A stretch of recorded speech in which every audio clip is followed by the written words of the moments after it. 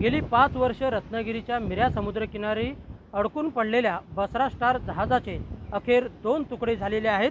2020मध्ये जे निसर्ग चक्रीवादळ आलं त्यामध्ये हे जहाज भरकटलं आणि रत्नागिरीच्या समुद्रकिनारी 3 जून 2020 रोजी हे या समुद्रकिनारी आलं आणि याच ठिकाणी अडकून पडलं होतं। जवळपास या जहाजाची किंमत ही 35 कोटी रुपये आहे आणि गेल्या 5 वर्षांमध्ये खाऱ्या पाण्याचा सततचा मारा असेल, त्याचप्रमाणे दुसरीकडे देखभाल दुरुस्ती देखील या जहाजाची नव्हती आणि त्यामुळे हे जहाज जे आहे ते पूर्णतः सडलेलं होतं। पण गेल्या 5 वर्षांमध्ये हे जहाज अजस्त्र जहाज या ठिकाणी असल्यामुळे अनेक तरुणांचं जे आहे ते इथे सेल्फी पॉईंट देखील झालेलं आपल्याला पाहायला मिळालं। अनेकांनी या जहाजावरती म्हणजे जहाजाच्या ठिकाणी येऊन रील्स देखील बनवल्या होत्या आणि त्यामुळे या जहाजाची प्रसिद्धी ही सर्वदूर झालेली होती।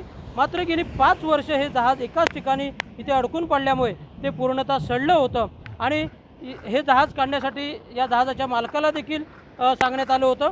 पण त्यानंतर मात्र या जहाजाची भंगारात काढण्याची प्रक्रिया देखील गेली काही वर्ष सुरू होती।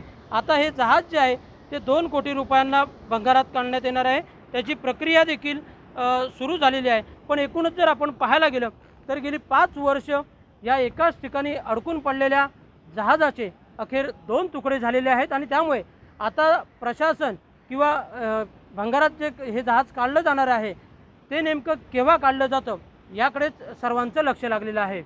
राकेश गुडेकर, NDTV मराठी, रत्नागिरी।